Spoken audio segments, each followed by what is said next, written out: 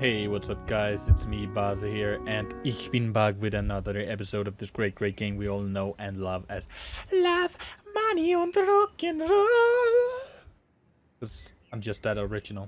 So, last time we got into some trouble because Catherine had been staying over the night, and then we made sure to lock all doors to just make sure if Himitsu chose to come back, even though we hadn't seen her for some days because her father didn't want to see it, and Catherine did all she could to just stay there, that she wouldn't see because we knew she would get very depressed, very sad, and stuff like that. But Catherine opened the door for her. We woke up to screaming. They were about to fight and shit. And Himitsu fucking left. She fucking left. Back to the little town where her grandma was. And Catherine's a fucking cunt. Yes. So, we were looking back on how much we missed Himitsu and shit like that. And now, let's continue. See what the fuck's going on. I woke up with a heavy head. Feeling like I've been on a drinking spree. But the physical condition matters so little. I was always more occupied by the global issues, hardly ever thinking in terms of days a week. But now, when all I had left was a couple thousand yen, I had to learn how to live for the present again. Yeah. Oh, yeah. And he cut off his... We don't know who, but it's most likely her father. Cut off all the fucking money for us, so we have no money left. Oh, no. Oh no! Oh no! Oh no! Oh no! Oh no! I'm crying. But yeah, we have nothing left, and but we got some money from Kills. Get that homie. Damn. I washed myself, made breakfast, ate it, washed the dishes, and started thinking, perceiving the Saturday silence in my house somehow anew. Maybe I could sell it. But I didn't even know who it was registered to. It was unlikely it was listed as proprietary. They say Russians are wise in hindsight, and indeed the longer I thought, the more I started to understand. Answers came from nowhere, giving birth again to questions I hadn't been waving off before. How could I have been so naive? Sure, I could drop out of school and find a job. I would most likely have enough money to survive. But would it really be alive? Would it be that my parents had wanted for me? Parents. After all, I had other relatives. But are they in Japan? That's the question. I dashed to the hall and started feverishly flipping through the pages of the phone book. Here it was, my grandparents' telephone number in the USSR. During the funeral, they kept asking me to come back with them. But at the time, I couldn't even imagine how I could abandon everything here and go to a country I only remembered as a drawing in a children's book.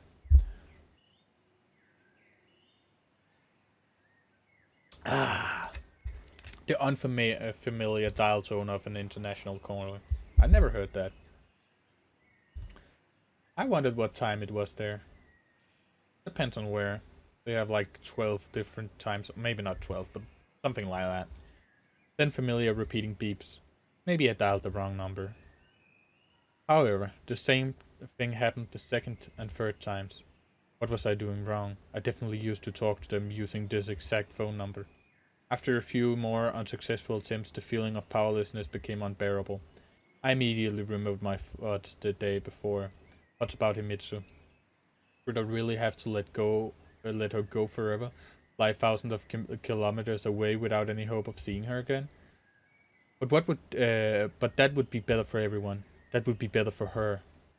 True love is first and foremost about caring for the happiness of the person you love. And that new feeling of mine would mean nothing if I was willing to put my desires above her safety. Himitsu would be better off without me. My phone, having persistently ignored all my attempts to connect to the USSR, suddenly rang by itself. Hello. After a pause, I decided to take the call. Shino-san? Shino-san has ordered... Shino-san has ordered delivery to the same address. A stranger's voice told me from the other end. You got the wrong number. I barely managed to reply. So that's where where Ichinose disappeared when I needed him. I didn't even find it suspicious that the call came during the day. I quickly got dressed and ran outside. Ryunosuke-san had made it clear Japanese intelligence were no longer interested in me, but unfortunately, they weren't the only ones I had to worry about. So I couldn't abandon caution. I wandered around for about an hour, trying to lose my any possible trails. Finally, I took a train to the waterfront. I didn't notice anyone following me. The day was unusually warm considering it was the end of September, hot the air reminding me of the summer. Salty breeze blew from the ocean and I squinted, exposing my face to the rays of the scorching sun. You're the puncher! A familiar voice brought me to my senses. I opened my eyes and saw Irina. We were the ones so cold here. Ichinose? I didn't finish the sentence. His face is the last thing you should be concerned about right now. So that's how you take care of your compatriots. Let's take a walk. Irina took me by the arm and dragged me deeper into the fishing district further from the train station. Will I remind you you're still a citizen of the USSR? I don't care about your sophistry. What clever words. Don't forget that you're born in that country. So what? He showed me no reaction to my rudeness. So why am I here? I thought I made myself clear when I said that you should behave as useful. That you should lay low. Initiative is punishable, as our saying goes. It's quite hard to lay low and try to find something on Ito at the same time. Have you found something? Let's say I did. I was improvising, diving headfirst into the world of spies, rules of which I knew nothing about. I wasn't scared in the first place because I simply didn't fully grasp what my words could lead to. Besides, impromptus were usually my strength, maybe due to some kind of innate intuition. I had nothing to lose or risk except for my life, and that was giving me no extra confidence. In this case, my friend, would you bother to explain why the Japanese have lost interest in you so suddenly? And why you took his story away from Tokyo? Because they think I know nothing. And that really is the case, but before that, I had some time to poke around in Itsu's house. And? Irina was glaring a hole straight through me. Where are my guarantees? What kind of guarantees do you want? I don't even know what you found there. Something that might interest you. He took a time to reply, clearly thinking of all possible options. I'm listening. Firstly, you will guarantee him Itsu's safety and Ito subsequently. Irina kept staring at me, not a single muscle twitching on her focused face, so it took quite an effort not to stutter. Next, I want to return to the USSR. There's nothing keeping me here anymore. Is that all? He finally said, having realized I was done. Yes. I can't make decisions like that on my own, especially without having seen the documents. You'll have to take my word on this, otherwise you'll never get a chance to see them. You're clever. Older than your head away, you were capable of something like this. Any means are good enough to save your own life. Fine. What do you imagine from there here? That was something I hadn't given much thought. Let's say I'll give you the documents at the plane later. Ladder. What, don't want to take a ferry to Vladivostok? A joyful spark appeared in her eyes, just like back then in the bar. You have no documents. Never did. And you're of no value to anyone anymore. Neither to us nor these Japanese. The only advice I can give you is not to try and contract the USSR anymore. Or board Ito. You just live like all Japanese do and forget about everything that's happened. And consider it a gift from the motherland and me personally. It wouldn't be much easier to get rid of you. It would. A lovely gift indeed. I've got something for you as well. Thank you, Ichinose. Soviet 4th generation ballistic missiles. Ring a bell?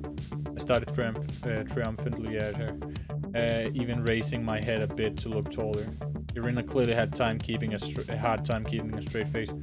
Perhaps, he said abruptly and stopped at a bench. I kept observing her gestures, movement, and facial expressions.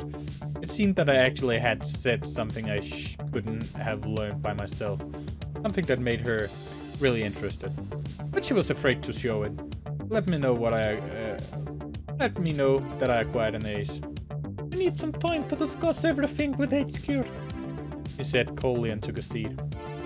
Wonderful. I could use a break as well. I take it you are tapping my phone? He nodded. Oh shit, okay. In that case, when I call my grandparents again, that will be the signal. It'll mean I'm ready to continue our conversation. Irina raised her head and smiled unexpectedly. Well, good luck, Nikolai. Once in the station, I was hit with a cold sweat. The unexpected courage I had when talking to Irina evaporated at once, leaving behind only fear and slight panic. Of course I had a choice. I could have remained silent, agreed, and made peace with it and forgotten. But I decided to take a risk, put everything I had at stake, my own life.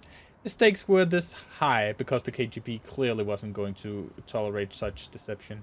Naturally, I didn't have any documents. I wouldn't even have been able to say anything else if Irina had decided to question me further. But those ballistic missiles had turned out to be enough for her.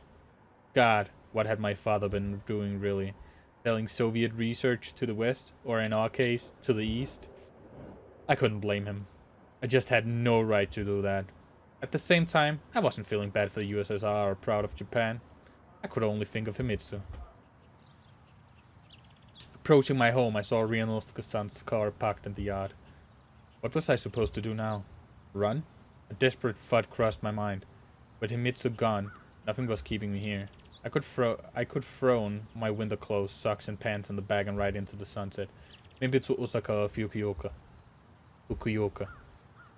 I could find a job there, rent a 6 tatami flat, then settle down, meet a girl. Something stung under my left shoulder blade. I was standing there and looking at Ryunosuke-san's car. A beat-up sedan that must have served him for about 2 decades now. Were Japanese intelligence officers really paid so little? Suddenly the front door of the house opened and Himitsu's father himself walked out. He noticed me immediately, stopped for a moment and then walked towards me with a firm gait. Are you waiting for someone, Nikolai? He asked in an impatient voice. Just daydreaming. I drawled, looked him right in the eye and smirked, and entered my yard. When I closed the door behind me, the sound of a car engine reached me from outside. Ryunosuke-san had left. He was probably pleased with himself for having solved the Anakin problem so deftly. People like him don't care about others' opinion or collateral damage. I was sure he didn't give a damn what Himitsu was feeling, as he was sure he knew what was better for her. Just a couple hours earlier, I also thought I knew that she would be better off without me. But what did Himitsu herself think? Oh, wrong button. I was making the same mistake again and again, deciding for other people. Definitely knew Himitsu would be better off without me. I definitely knew that he didn't want to see me. I definitely knew, but maybe it'd be easier to ask her. Even if after that I would need to leave Tokyo forever and work as a sailor on a fishing vessel, then at least I would be sure that I'd done everything I could. And since I'd already started playing hero by lying to the KGB to a KGB agent, why couldn't I make a Japanese intelligence officer my enemy too? I counted the money in my wallet, packed a bag with chains of clothes, put my on my jacket and went to the railway station. I seriously couldn't afford a taxi this time. Okay. You could write an entire book about the Japanese railway system. The metro, the commuter trains, the Shinkansen. You could get wherever you wanted in the least possible time. After reaching Shinjuku, I got off the train and stopped perplexed. Hundreds of entrances and exits, dozens of railways and platforms, thousands of people walking around. This whole human anthill was pressing down on me without any chance to join in. I had only been here twice before and never could understand how Japanese people were able to orient themselves in this labyrinth of concrete, steel and glass. As a foreigner, I felt that at some point Japanese engineers had completely lost their connection to reality and sacrificed common sense itself to functionality. Okay. It's a challenge to figure out Tokyo's transportation system without a college degree. Of course, no one had demanded them to erect towering memorials to the fathers of communism like the Soviet colleagues did when designing Moscow's underground system. But to me, Shinjuku looked like a 100-year-old turtle, in its shell covered in blossoming wildflowers. One layer lay atop another, lines connecting to each other, ending, starting, and the passages. Endless passages, stairs and escalators going up and down. Was it really necessary? And how was it this different from socialism, ensuring convenience for many at the price of many inconveniences for each individual? It must take me no less than the 3 hours before I managed to figure out which line I needed to take, but the ticket and boarded the train. Sun going down. Nice. Evening was drawing near, and apart from me, the train car was only occupied by a young mother with a little girl of 4 years old or so. The girl was constantly whining, stomping her feet, jumping under her seat, and shouting so loudly that my head started to hurt. Himito had always said that she loved children, but at the moment I couldn't even imagine that one day we would have a similar chaos generator on our own. We would have. I muttered and smirked. Mommy, look at this weird uncle! The girl shouted immediately. Oh, please, calm down. I'm so sorry. She blushed heavily and lowered her head in apology. I gave a slight smile in response and kept looking out the window. This train was going to the capital of the neighboring prefecture, a relatively small distance by Japanese standards.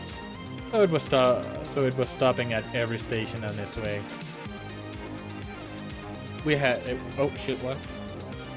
had long left Tokyo and were slowly passing through smaller rural stations one after another. In the distance, a road mirrored the train tracks and the one I had used a week ago to get Himitsu's village. It's surprising how the same landscape looks different, completely different from cars, windows, and a train's. Maybe it was because of the speed. Unremarkable settlements were slowly passing by, sleepy and deserted. Apparently Saturday evening wasn't the most popular time for traveling. Conductors passed through the car occasionally and vendors pushed their merrily jangling trolleys with food and beverages. A female vendor of formidable size gave me a pack of peanuts and a bottle of water and a friendly, the kind only such a corpulent saleswoman can, smile, taking my money. Sorry, boys and boyettes. The unruly girl forced her mom to buy her ice cream, then a chocolate bar. I genuinely felt sorry for that poor woman. She looked like she could be 17 or 18, but I figured that she must have been 5 to 7 years old then. In any case, she would have to have had the child when she was 20. And I was going to be 20 in 2 years. Entertaining arithmetic. Stop using big words, you dumb asshole. I don't understand them.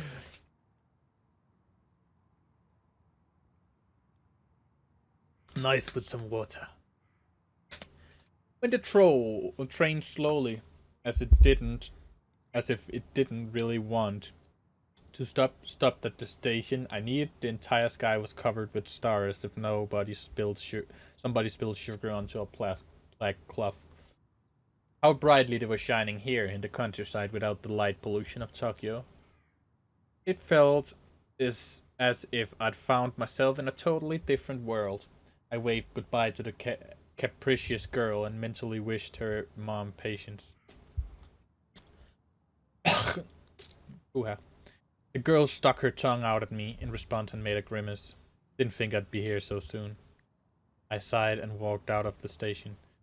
Just like many cities in the Soviet Union were built around factories and enterprises, numerous Japanese cities were built around hot springs.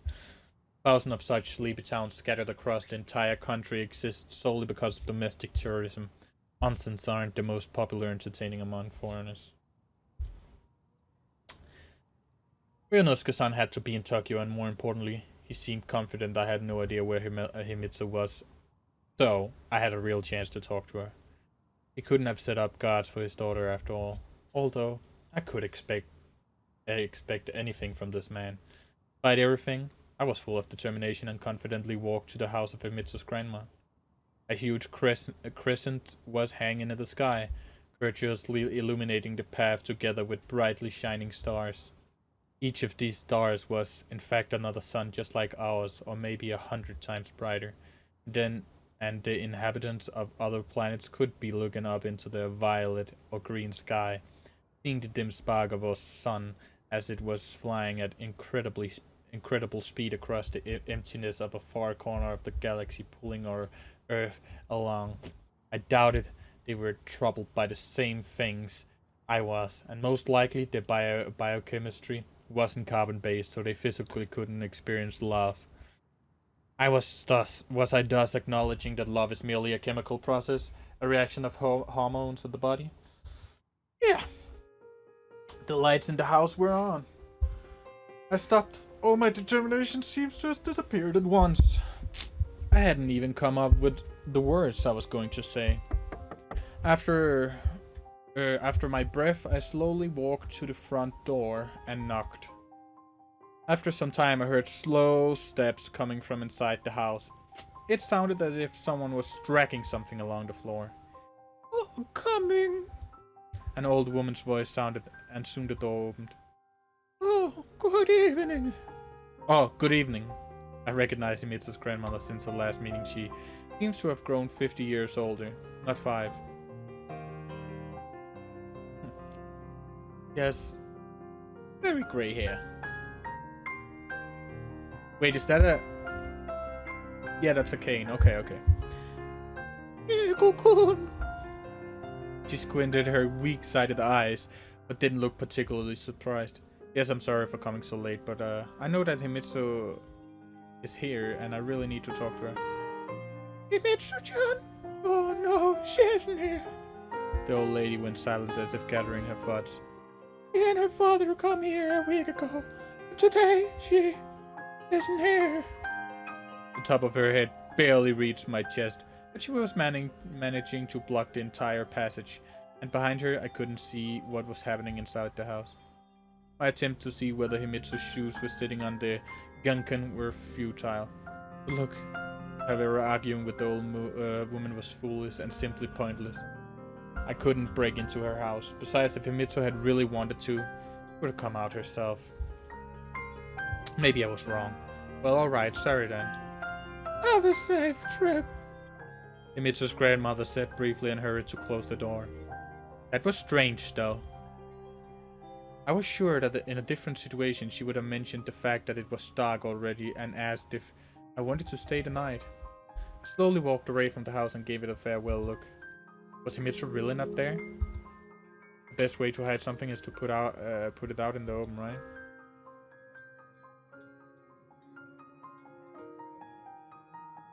Oh, noise. Although her father didn't seem to think so. Suddenly I saw someone's silhouette in the window covered by a bamboo grate. The paper frame slipped to the side and I saw Himitsu. I was about to run to her, but she quickly shook her head, letting me know that it wasn't a good idea. I froze in hesitation. She was looking at me through the dusk of the autumn night with agony in her big green eyes. And then it became clear to me. She didn't want to see me. Huh. I found a hotel to stay at after I returned to town. Yeah, okay. It was a typical ryokan. I'd been in other ones before on school trips. I had to keep knocking on the door for quite a while before the sleepy host finally let me in. Then it took another 10 minutes to explain to her what I needed so late at night. Japanese people in rural areas wake up and go to bed early. Finally, she took me to one of the rooms and walked off to finish watching her dreams. The hotel looked perfectly ordinary inside as well. I didn't know what I'd expected or if I'd expected anything at all. Well, definitely not a suit. Sweet. A simple futon was going to do just fine. In American movies, any hotel room infallibly has a minibar. I wouldn't refuse the luxury, but all I had was just a jug of water. My head was treacherously empty. I could only see Himitsu's face before me again and again. Leave. Leave, it seemed to be screaming at me. You had come here for nothing. It was all for nothing. Shinjuku Station, the long hours on the train, the girl sticking her tongue out, even the sky full of stars. For nothing. There was something else in Himitsu's eyes, but I couldn't grasp what exactly. It clearly wasn't anger, resentment, or even surprise. No, she wasn't banishing me, only letting me know it wasn't the right time. I plopped onto the floor and looked at my reflection in the dark TV screen. Its convex surface was distorting reality and showed the room as frames of a silent monochromatic film. This odd reflection looked 10 years older than me. An unfamiliar alien tired, haggard face stared at me with colorless eyes. The person locked on the other side of the screen seemed to have accepted his position as prisoner of a crooked mirror. And had accepted it a while ago. No one ends up like this right away. Was it really me? What did Himitsu really want? This question popped into my head again. Would she go against her father's will now? When he was so determined? And if she couldn't resist herself, there was no one but me to help her. I know that sounded silly and presumptuous. I went so far with my introspections that I imaged myself as her protector, a brave knight ready to do anything in the name of love, the only person capable of opposing the monster Ryunosuke's Ito. No matter if it was silly and naive, at the minute I was ready to do anything for the sake of love, but it decided to fight until the end. Though I also decided to postpone the fight until tomorrow and fell asleep without even taking my clothes off.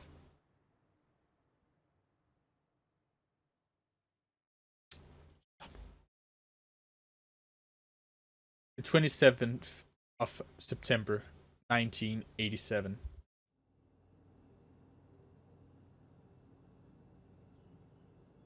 Morning in the countryside and morning in a stuffy Tokyo are totally different. It'd been so long since I was last out in nature, waking with the sunrise, the cool wind, and the singing of birds. It had been so long since the morning sun caressed my face with its welcoming rays, it didn't feel like my musty bedroom at all. It felt like I was ready to move mountains, but the whole ideal was disturbed by someone's voice intensely demanding my attention, and it wasn't Himitsu's. I wanted to keep my eyes closed to retain that pleasant feeling of morning harvest sleep. Then my world started shaking, more and more, and the voice kept calling me more and more insistently. Nikolai! Ryunosuke-san was standing over me, shaking me by the shoulders. He wasn't even trying to conceal the irritation on his normally emotionless face. Awake, finally! What do you want? My consciousness had no desire to return from the land of dreams. Mrs. Father took a step back. Nikolai, for some reason you don't take in what you're told at all. Are you seriously still bent on self-destruction? I got up, all in one motion, my vision blackening out for a moment. I thought I clearly told you that you and my daughter are done. But no, first I had to take her away from Tokyo. Now you're hunting her down here. Is that it? I guess it is. I have a short reply. So what should I do with you? He threw his arms up in the air, so casually it seemed we were talking about a naughty puppy, not my life. His profession clearly requires some acting skills, but in my opinion, Ryunosuke-san tended to go a bit overboard. Keep him quiet now. You should have thought of that before. Ryunosuke-san. What's this all for? I'm here, and so are you, and so is Himitsu. Have you ever asked her what she wants? Have you ever wondered what her wishes and feelings are? You pretended you're protecting her. No, you believe it. You really believe you're doing it all for her own good. But ask Himitsu, does she agree with your decision? Is she happy with her future? It's not only about me, after all. When she's got so little left of school, she just had to drop everything. Her friends, her old house, where she had been living her entire life. Is that really what's best for her? She's not a little child anymore. Are you done? Ryunosuke-san asked coldly. Not a single muscle twitched on his face. Nikolai, you don't know what life is. I have already told you that I feel sorry about your situation. but there's nothing to be done about it now. All your words and actions are just a display of useful idealism. How do you imagine the future of the son of a Soviet spies and the daughter of a Japanese intelligence agent, of a gaijin and a Japanese? But Himitsu is only half Japanese. Annoyance flashed across his face, but only for a moment. Ryunosuke-san clearly didn't like to discuss his ex-wife.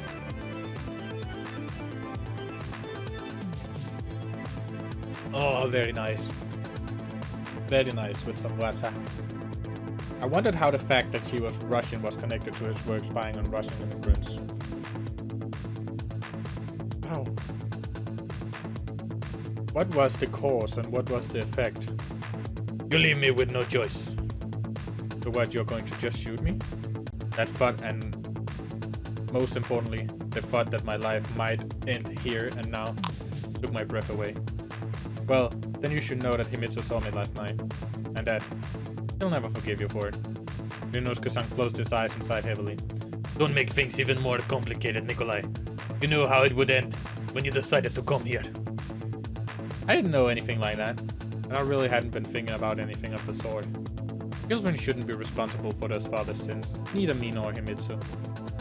Nothing but empty words. Life isn't a TV show, and you aren't its protagonist. You still think I suspect you of something?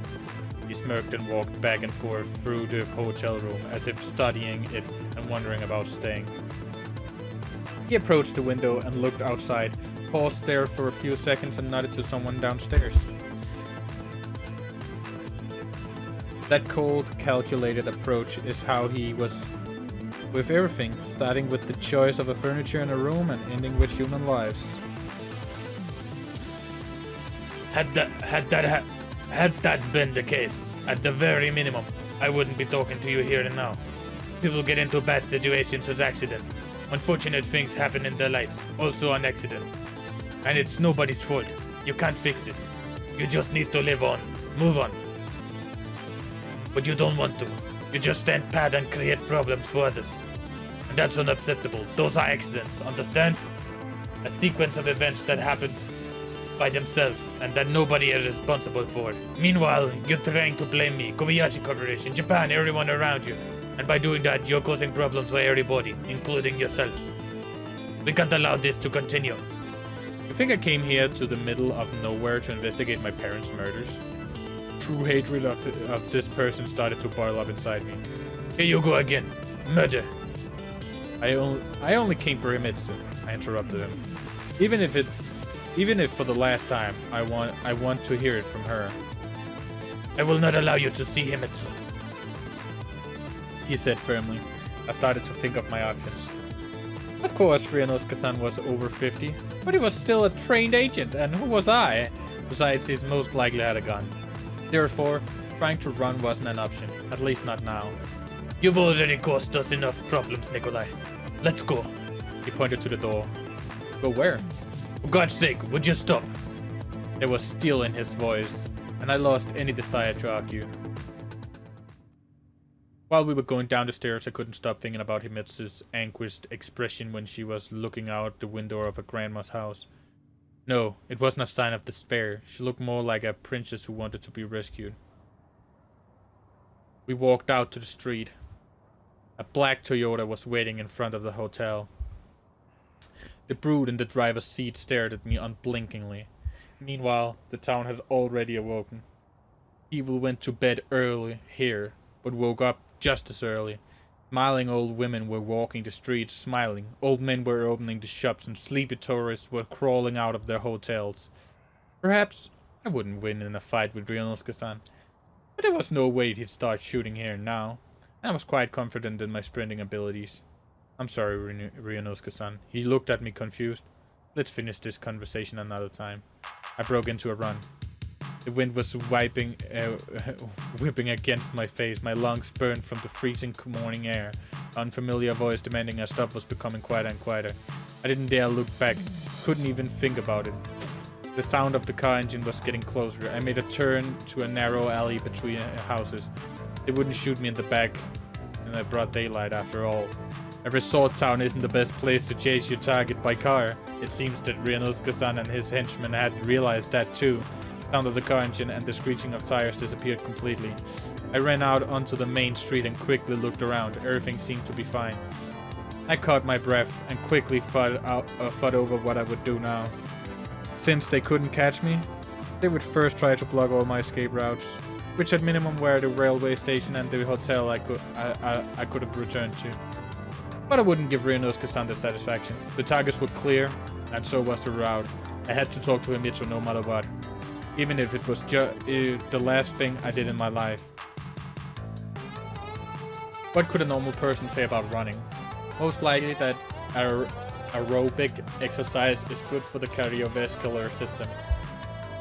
But if you think about it, that's a very shallow and incomplete conclusion. I was never particularly sporty. At the same time, I had no extra fat on me, didn't smoke, and occasionally played football. Running a few kilometers to Himitsu's grandma's house? Easy. Of course, it was foolish to try and outrun a car. If Ryunosuke-san went there immediately, I had no chance. After a few minutes, I slowed down a bit. It was impossible to cover the entire distance in this pace. After catching my breath, I fell into a rhythm and was running effortlessly.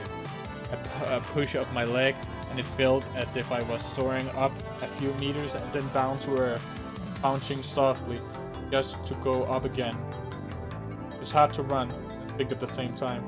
I wasn't even trying it. Everything was clear anyway. My way lay across the little hill, and down below I could see the green field separated by a thin scar of railway. A train was slowly going the direction of Tokyo, working its way around the mountain that loomed over the landscape like a silent guardian. I was running forward, while the train was heading in the opposite direction. I wondered if that ill-mannered girl was inside, returning home. The road led to the forest, though I barely could call that a road. It was more like a narrow path, snaking among the trees. What if this was that suicide forest?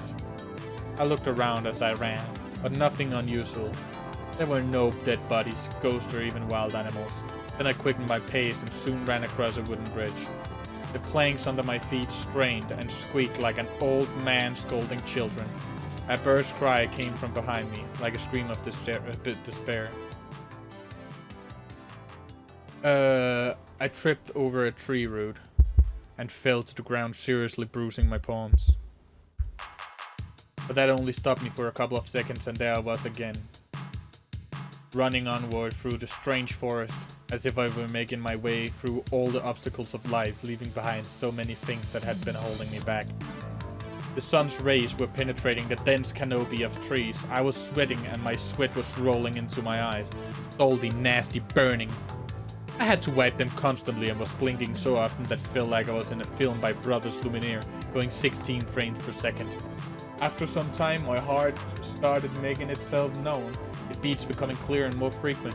Every beat echoed in my head, blood pulsating in my temples, ears popping, and I had to swallow nervously, which wasn't easy as my mouth was absolutely dry. Finally, I saw a gap between the trees and dashed towards the small, at least a couple centuries old house. I was near. The plot of land were situated next to each other, without any system or plan. Bigger, smaller, triangular, square, rectangular. Some lacked any building at all, while others just had snacks built on them, and others more had decent houses. But in general, there were no wealthy peasants in this village, no kulaks to dispossess at least. I sniffed, immediately starting to lose my breath. I felt more respect for Ryunosuke Ito for making his way up in the world from here. Usually great figures come from the lower social classes. Geniuses never make it to the second generation.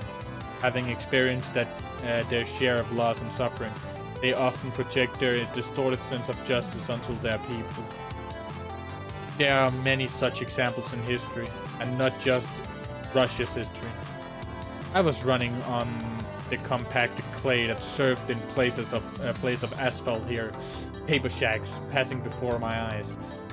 A seemingly 100-year-old woman brandished a broom at me and shouted something. Who even runs in the middle of the day? I was too tired to react in any way. There were about 100 meters left to Himitsu's house. At last, dash, and I saw the family roof around the corner. It happened often. You only remember separate details out of the whole picture, and those details look like different colored pieces of a puzzle with 1,000 pieces. All the roofs in the village were more or less the same. All the houses were more or less the same height, but I instantly recognized the one I was looking for. After running into the yard, I doubled over with my hands on my knees. Wait.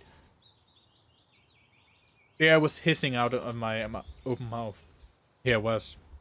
Ryunosuke's car was nowhere to be seen. I tried to take a step forward, but couldn't even raise my leg. It seems to be made of stone, rooted to the ground. I hit my knees a few times and slowly wobbled to the door. Please be home. Just be home. I was whispering. I just need a minute. No. Even half a minute. 5 seconds. 5 seconds would be enough to tell you everything. Please just be home. I thought I heard the sound of a car somewhere in the distance, but the next second something was again filled with the normal sounds of a village. The cries of cattle and poultry, the cracking of firewood, the grating of saw, and the knocking of hammers. Felt like I didn't belong here. First in this typical Japanese countryside, and then in Japan altogether. I couldn't imagine how I could live like this, even with Himitsu. It obviously wasn't my thing.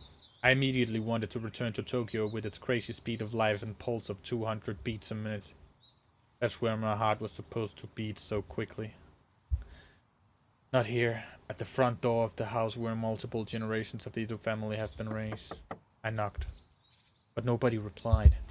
I kept knocking again and again and then ran to the backyard. Everything was closed and it was clear there was no one at home.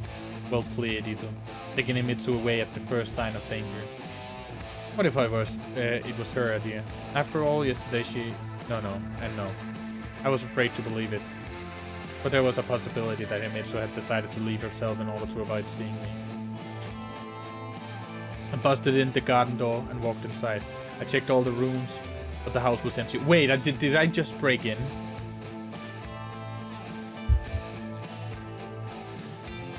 I returned to the living room and checked everything again. A pink elephant was sitting on the table. How could I have not have noticed it? It was sitting motionlessly on its pedestal and staring at me with its cold black eyes. What was that? A message? Did Himitsu leave it here on purpose? A toy she really treasured? Or was it Ito again? I sank powerlessly to the floor and put my head on the table. The stuffed animal was emotionless, but I still seemingly could see a sad expression on his face. What? Your mistress left you? I addressed it. So we're the only two left. I yanked the elephant by its trunk. It tilted and fell to the ground, and a little folded piece of paper slipped out from under it. It rose a couple centimeters over the table and slowly glided down. As if enchanted, I watched its flight, and for a long time after couldn't shake it, bring numbness up from my body. Nigo-kun, crossed out. Sorry, but crossed out. It would be better if both of us crossed out. The note had obviously been rewritten several times and was never finished. But what did it change? What did it matter who left the elephant? That stupid piece of paper here, and why? The most important thing was that it was Himitsu's handwriting. The way she chose to bid me farewell. Maybe these were her last words. But did it really matter now? Who was right and who was wrong? I wondered if this elephant felt as lonely as I did, and if it was as worried as I was. I'd always thought that objects like it have their own egregore, and thanks to our thoughts and memories, gain their own souls. The elephant has absorbed all of my love for Himitsu and all her love for me, and then it was thrown away like an out-of-fashion sweater. Getting rid of things that remind you of a person you love is the point of no return. The sound of a car engine reached me from outside. I had no strength left to run, so I walked into the yard, tensed up and prepared for the worst. My arms went impotently limp, the last remaining energy leaving me. This is scary shit. Ito appeared from around the corner, accompanied by a couple of goons. Got you now, Nikolai. Where's Himitsu? She doesn't want to see you. Did she say so herself? Yes, I don't know what you did, but in the end, I'm glad that my daughter was able to make the right choice. I warned you more than once. She made her choice, and I made mine. He could be lying. Probably was. The expression with which Mitsu had looked at me out of the window, that unfinished note, and the damn pink elephant. Didn't she realize that the consequences would be for me? And if she did she care? It took me too long to realize I love her. So here we are. I smirked and closed my eyes. Assumed this is the end. I don't like cheap melodrama. Ito said coldly and drew his pistol from a pocket at his chest. Well, at least tell her. I knew full well that he wouldn't. Tell him Ito that I wish her happiness. Ito lowered his pistol for a second as a shadow of doubt crossed his mind. Beatrix, even in the face of death. He grimaced in disgust and cocked the gun. But the shot didn't come. I was counting instinctively. 1, 2, 3. Too dirty my hands. He said in a squeamish tone and lowered his weapon. This time, really is the last one. Run away. Run and don't look back. Try to get as far as away as possible for me and my daughter, Tokyo, and even Japan if you can. You're still young. You can start over. And in 10 years, you won't even remember this conversation. He sighed. Even if Himitsu will never know about this, I don't want her to even imagine I could be such a monster. Your love didn't work out. That happens too. It's nobody's fault. Where do I go now? Forward, with your head up. High. Just fight your way through life, like you've done so far. Don't let one wrong turn to become a dead end. Now, it was Ryunosuke-san's turn to be way too pretentious, and I found it fun. Wait, what the fuck happened to the music? What happened to the sound? Two hearts in turbulent time. Bruh. You said, what the fuck? What? I don't know what happened. Sounds funny. I don't know. This is fucking weird. 2 seconds, boys. Let me see if I can fix. I don't know why. No work. Hello. Game, you fucking up? Are you fucking with me, game? I think game fucking with me. Or maybe. Fucking game with me. Bruh. Let me see. 2 seconds. I don't know what the fuck's going on. Let me see.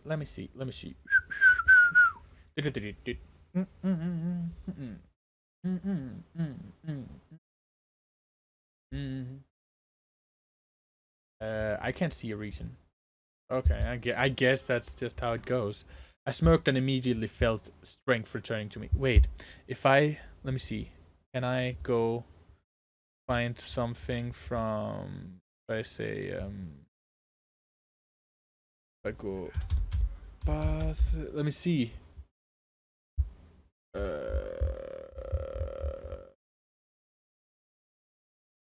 If I go for my channel here, let me see if you can hear.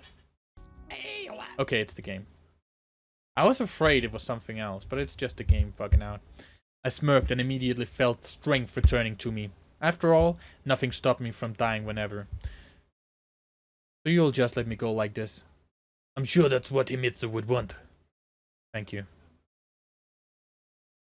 I said unexpectedly even to myself, passed by them as if in slow motion, and walked down the street in the direction of the town.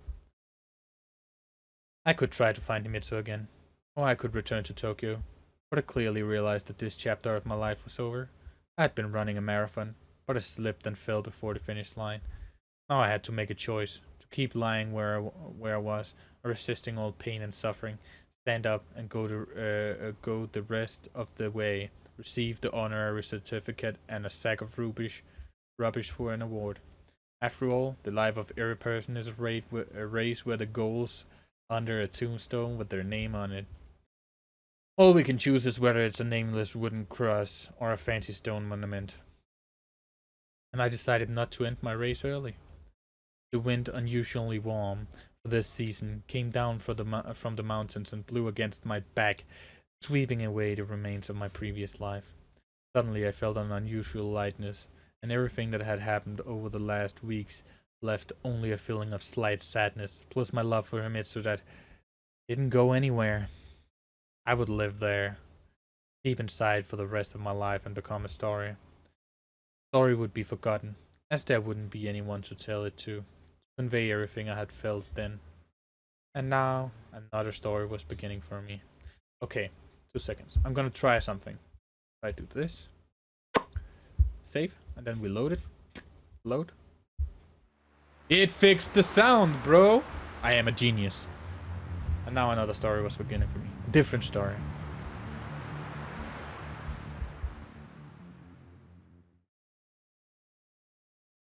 Loading. Wait. No, bro! Was this the end? Bro. No!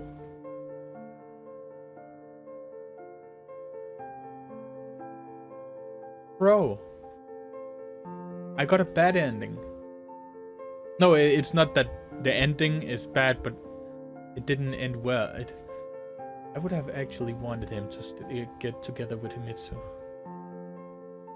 Bro, please. Why? Why? No.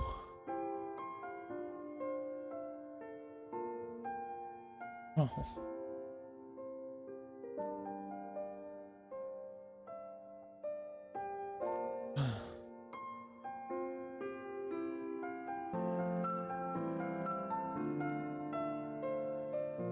This is actually pretty sad.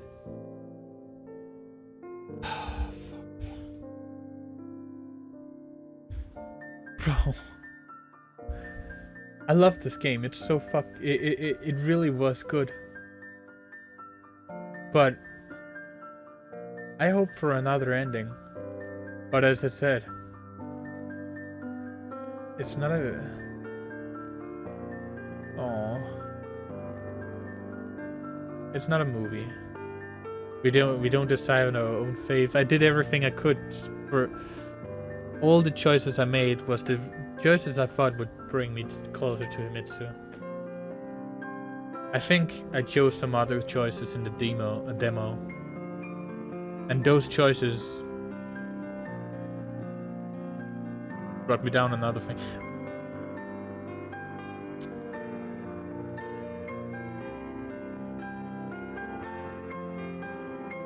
Damn. And I love the soundtrack for this game. Oh my god. Oh boys. If you want to see more of this game, because I really want to play more. I'm not sure if I should play it on videos. But if you want to see more of the videos on it, I'll make more videos on it. But holy shit. Bro. Bro, this is really sad. I don't know what to say. I feel... Oh, fuck. Oh. Bro. I wish there was something I could have done. Something that would make... Something...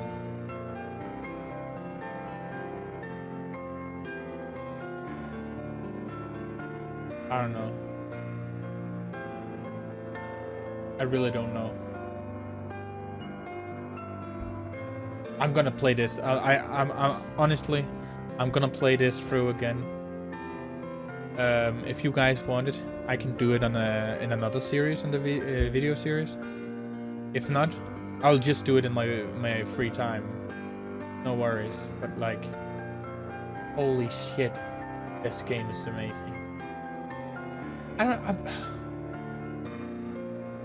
I'm not sure it's as good as Everlasting Summer. Or maybe it is.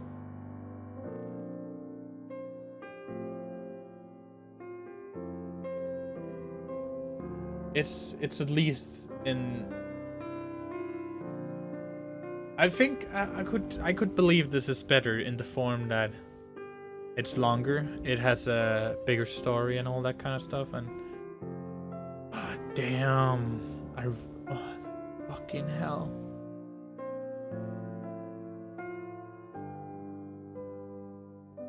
Everything just went fucked. I didn't get Catherine. I didn't get Himitsu. I didn't get anyone. I ruined everything. I ended up alone. And that hits pretty close to home. Just like real life. We'd like to extend our sincere gratitude to everyone who has supported this game in the many years of its development. Thank you. Thank you. Thank you for making this. Soviet games, they do really make some games that really makes you think. That really, it makes you think. It makes you see stuff kind of in a different way, right? It's not like it's rare that I play games that makes me feel like Soviet games make. It feels weird, right? To say like that, but Everlasting Summer and Love, Money and Rock and Roll really did make me feel a way that I'm not sure that many other games have made me feel before. Inside God, okay. And the thing that, and it's a good story, and at the same time, I get to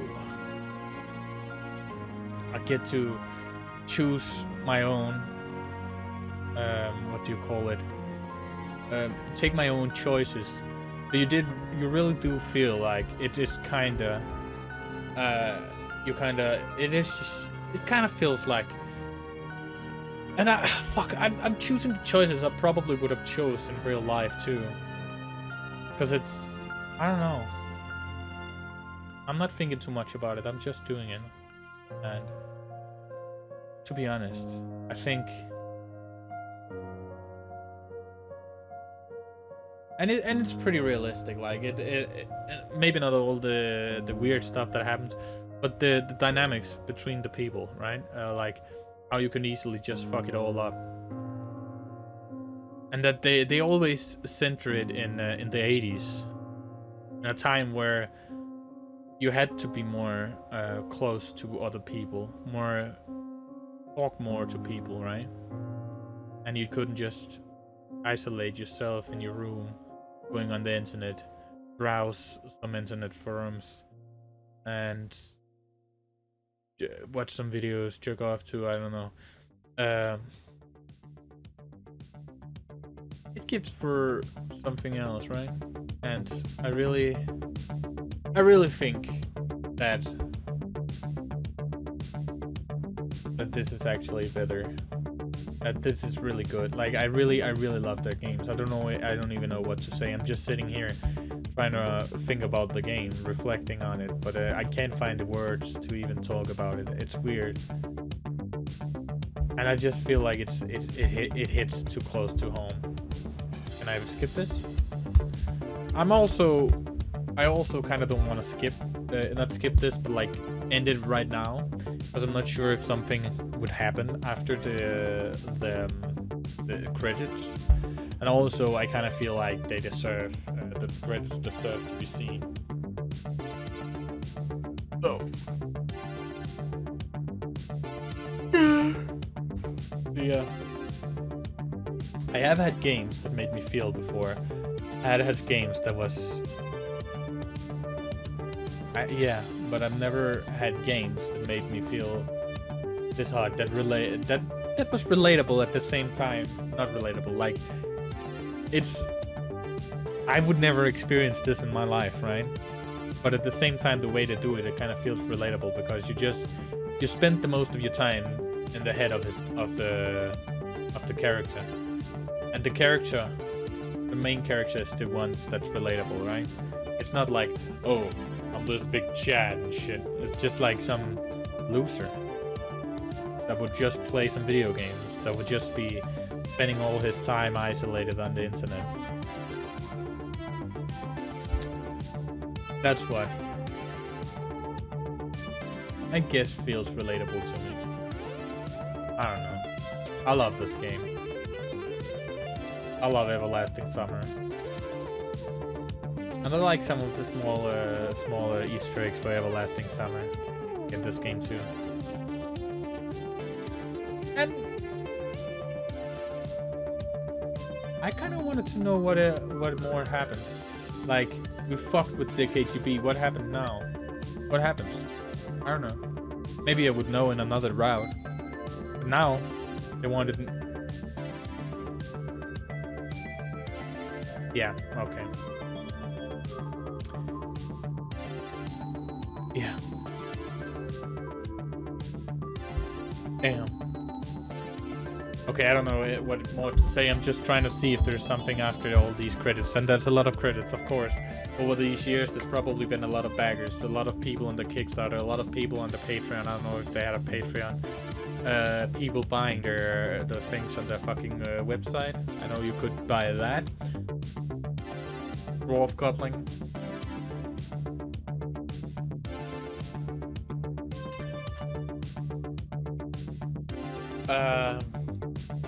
Yeah.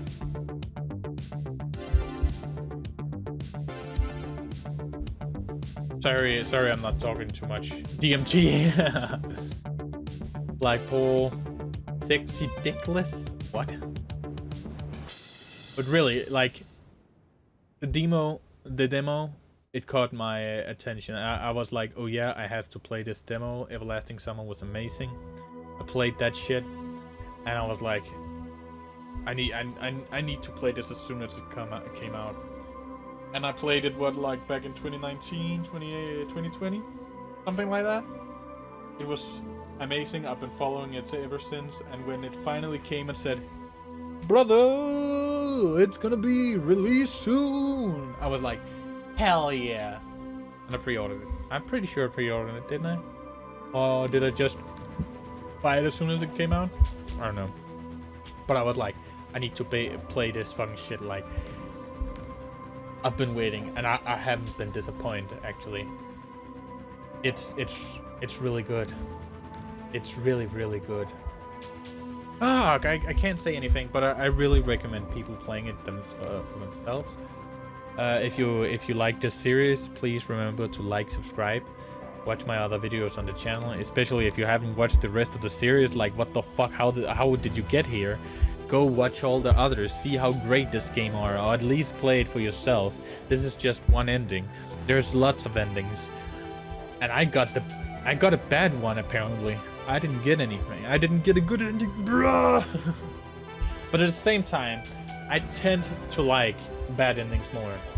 And for some reason, I might just be a fucking retard, right? Because You and Me and Her, a love story, I got the bad ending too. I ended up alone. I ended up fucking alone. Everlasting Summer, I didn't get the ending I was going for. Maybe I'm just a retard. Maybe not retard, but I might be. I might be too scared to hurt people, I guess. Maybe socially awkward, I don't know. I don't know about this. I'm trying to reflect on stuff. But the thing about how I can't even get the fucking outcomes I want in video games makes me kind of reflect that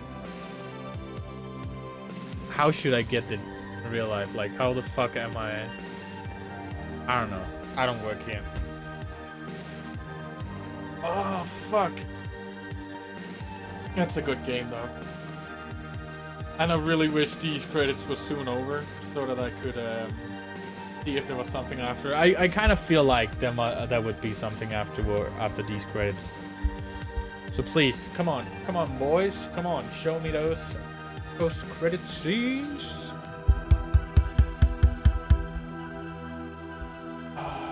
I might also just, if I sit silent here for a minute, I'll probably cut it out to see. Or if it's about to be done and I'll only be silent for like 20 seconds. No, not 20 seconds, like 5 seconds. I probably won't cut it out. You'll see, bro. Because I don't know what to say. So yeah. Let's see what's happening. Oh, the music is stopping. I think it might be done then. It might be over. It might be done. No, it starts again. Okay. Oh, a new song. I don't give a fuck. I'm punk. Okay. Some of these names are pretty funny. Not funny, but interesting. Eye-catching. Andrei Markov. He's on free times. Okay. Be different than Andrei Markov, maybe. Also, the soundtrack is pretty good. It really gets you. It really immerses you. That's the word I was looking for. See, the worst thing about me recording this game was I wasn't really able to play it in my free time. Did I only spend 14 hours playing this? I only spent 14 hours, boys. So I think I really did get a bad ending because, as I had read on the internet, this game would have about 30 to 50 hours, or maybe it was 50 to 100 hours of content, but that might be if you get more than one route. I didn't do much research before because I wanted to go in blind, but I didn't really want any spoilers and shit. So yeah, that's probably it then. Oh my god. Okay, what did I do? I accidentally clicked out. Sorry. Okay, I'll just wait. I'll wait. Yeah, so I don't actually think that there was gonna be... Oh shit, okay, let's see how much I got. I don't think there was anything after. I missed this one. I got most here, and then, okay, of course I got less. Yeah. There's a lot to see yet. Oh, yeah, you see, I think I probably ended it early. And I didn't even get all the backgrounds. Oh, damn. Damn. But, bro, this music. Fucking amazing. It's such a good soundtrack. And I didn't even... sorry, boys. Get to hear it all. But I want to say thanks for watching this episode. It's been really nice making it for you. Remember to like, subscribe, watch my other videos on the channel. Leave a comment telling me if you want to see more, because I need to play more of this game. And I'll see you all next time. Bye!